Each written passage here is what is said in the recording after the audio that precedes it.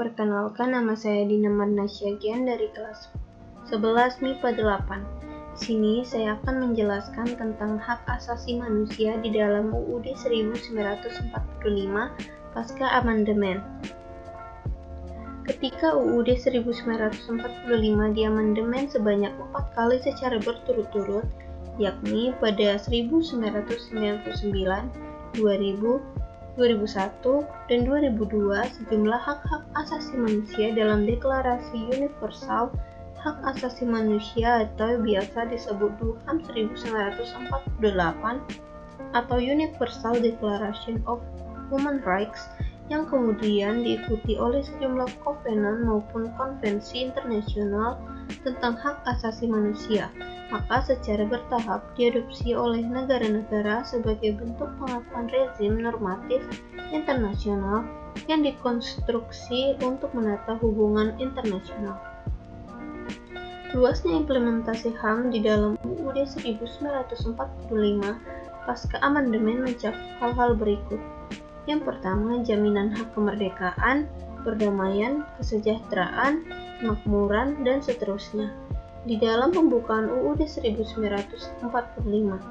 Yang kedua, HAM warga negara dalam pasal 27 sampai 34 di luar bab 10A.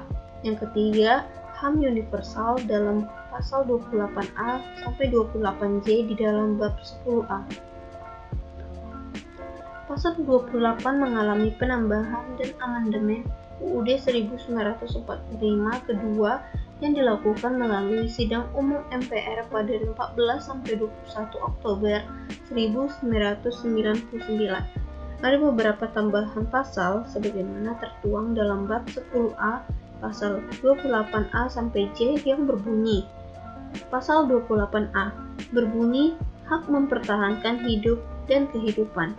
Contoh kasusnya adalah kasus terbunuhnya Marsina, seorang pekerja wanita PT Catur Putra Surya Porong, Jawa Timur. Marsina diduga menjadi korban pelanggaran hak asasi manusia berupa penculikan, penganiayaan, dan pembunuhan. Hak asasi manusia penting untuk dijamin perlindungan, pemajuan, dan pemenuhannya, karena setiap orang memiliki hak untuk hidup dan mempertahankan hidupnya, dan tidak setengah-setengah dalam upaya penegakan maupun pemenuhan HAM.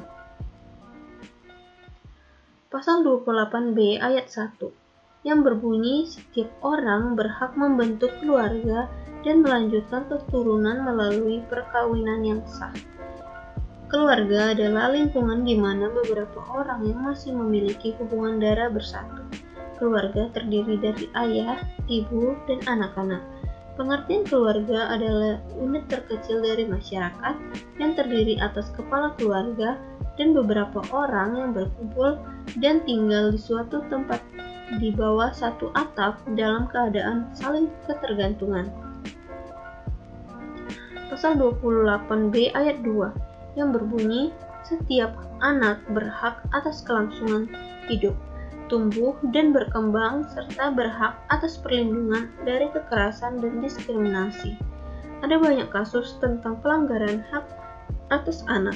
Contoh kasus paling nyata dan paling segar adalah pernikahan yang dilakukan oleh Kiai Pujiono Cahyo Widianto atau dikenal dengan Syekh Puji dengan Lutfiana Ulfa yang berumur 12 tahun. Di dalam pernikahan itu seharusnya melanggar undang-undang perkawinan dan Undang-Undang Perlindungan Anak. Pasal 28C ayat 1 yang berbunyi setiap orang berhak mengembangkan diri melalui pemenuhan kebutuhan dasarnya, berhak mendapat pendidikan dan memperoleh manfaat dari ilmu pengetahuan dan teknologi, seni dan budaya demi meningkatkan kualitas hidupnya dan demi kesejahteraan umat manusia. Tidak bisa dipungkiri nilai dari biaya untuk masuk sekolah dari SD sampai perguruan tinggi sangat tinggi. Di beragam media berkembang isu-isu pendidikan legal mulai dari biaya sampai kualitas kelulusan.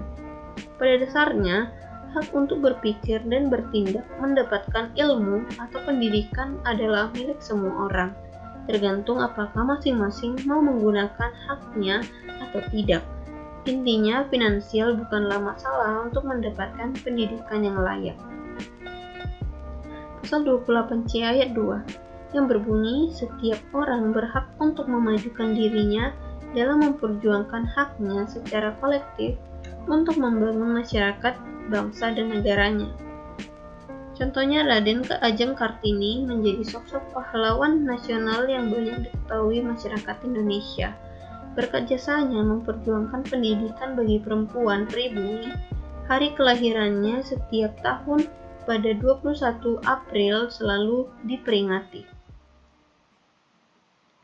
Pasal 28D ayat 1 yang berbunyi setiap orang berhak atas pengakuan, jaminan, perlindungan, dan kepastian hukum yang adil serta perlakuan yang sama di hadapan hukum. Salah satu contoh kasus yang membuat miris adalah kasus nenek pencuri 3 biji kakao divonis 1,5 bulan.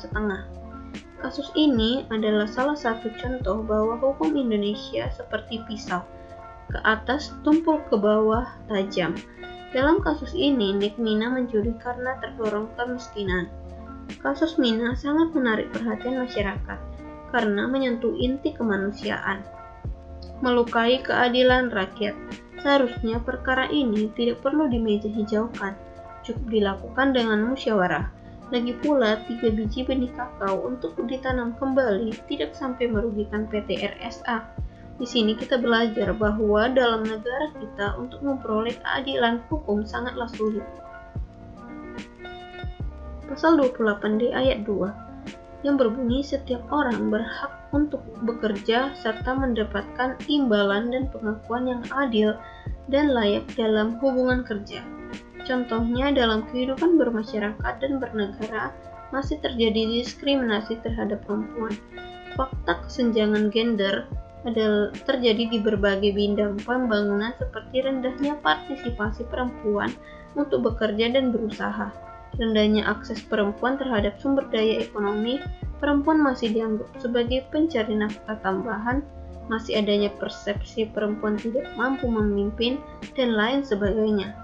Kondisi ini menuntut penyelenggara negara berkewajiban untuk mengeliminir diskriminasi yang terjadi dalam sekelompok masyarakat, khususnya di bidang ketenagakerjaan dan ketransmigrasian. Pasal 28D ayat 3 yang berbunyi setiap warga negara berhak memperoleh kesempatan yang sama dalam pemerintahan. Contohnya, setiap warga negara berhak mencalonkan sebagai wali kota, tetapi dengan sesuai persyaratan yang ada. Pasal yang selanjutnya, pasal 28D ayat 4 yang berbunyi hak status kewarganegaraan. Contohnya kasusnya Justin Albright, warga negara Brazil yang menikahi seorang gadis yang bernama Ni Gusti Ayu, warga negara Indonesia. Setelah 2 tahun menikah, akhirnya mereka dikaruniai anak laki-laki yang diberi nama Ni Gusti Ayu Jelatik Albright. Karena Ni Gusti Ayu Jelatik Albright belum berusia 5 tahun, maka Jelatik diangkat secara sah menjadi warga negara Indonesia. Pasal 28E ayat 1 yang berbunyi hak memeluk agama. Contoh kasus tentang pasal ini yang sempat menggebu-gebu di Indonesia ialah aliran Ahmadiyah, seorang yang mengaku bahwa ia adalah Nabi, Imam Mahdi, Nabi Isa, bahkan Allah. Serta ada juga kasus bom Masjid Nurul Iman pada tahun 1976. Pasal 28E ayat 2 hak meyakini kepercayaan dan menyatakan pikiran. Contoh kasusnya ialah seorang berpindah agama karena akan mendapat upah yang lebih besar. Kasus tersebut merupakan pelanggaran HAM karena orang tersebut beralih kepercayaan karena ada imbalan di depan, bukan karena hati nuraninya. Pasal 28F hak berkomunikasi dan memperoleh informasi. Contohnya adalah kita berhak berteman dengan siapapun, berkomunikasi dengan siapapun, tetapi harus tetap bertutur kata yang baik dan sopan. Pasal 28G ayat 1 yang berbunyi setiap orang berhak atas perlindungan diri pribadi, keluarga, kehormatan, martabat, dan harta benda yang di bawah kekuasaannya, serta berhak atas rasa aman dan perlindungan dari ancaman ketakutan untuk berbuat atau tidak berbuat sesuai yang merupakan hak asasi. Kasus Gedung Ombo adalah peristiwa penolakan penggusuran dan pemindahan lokasi pemukiman oleh warga karena tanahnya akan dijadikan waduk. Penolakan warga ini diakibatkan kecilnya jumlah ganti rugi yang diberikan. Ketika sebagian besar warga sudah meninggalkan desanya, masih tersisa 600 keluarga yang masih bertahan karena ganti rugi yang mereka terima sangatlah kecil. Pasal 28H ayat 1 yang berbunyi setiap orang berhak hidup sejahtera, lahir dan batin, bertempat tinggal, dan mendapat lingkungan hidup yang baik dan sehat serta berhak memperoleh pelayanan kesehatan.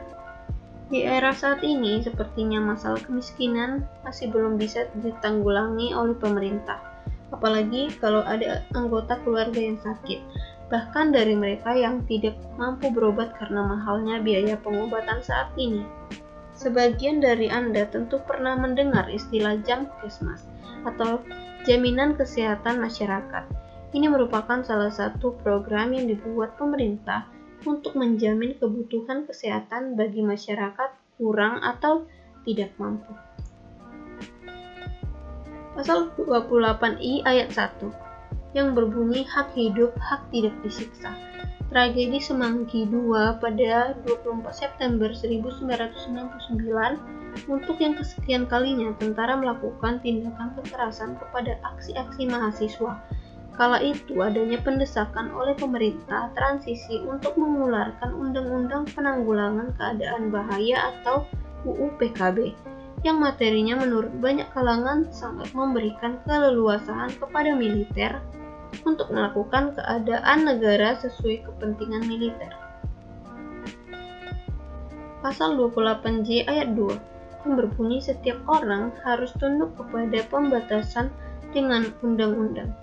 Gerakan 30 September atau yang sering disingkat G30 SPKI, Gestapo atau Gerakan September 30, Gestok atau Gerakan 1 Oktober adalah sebuah peristiwa yang terjadi pada tanggal 30 September 1965 di mana 6 pejabat tinggi militer Indonesia beserta beberapa orang lainnya dibunuh dalam suatu usaha pemberontakan yang disebut sebagai usaha kudeta yang dituduhkan kepada anggota Partai Komunis Indonesia.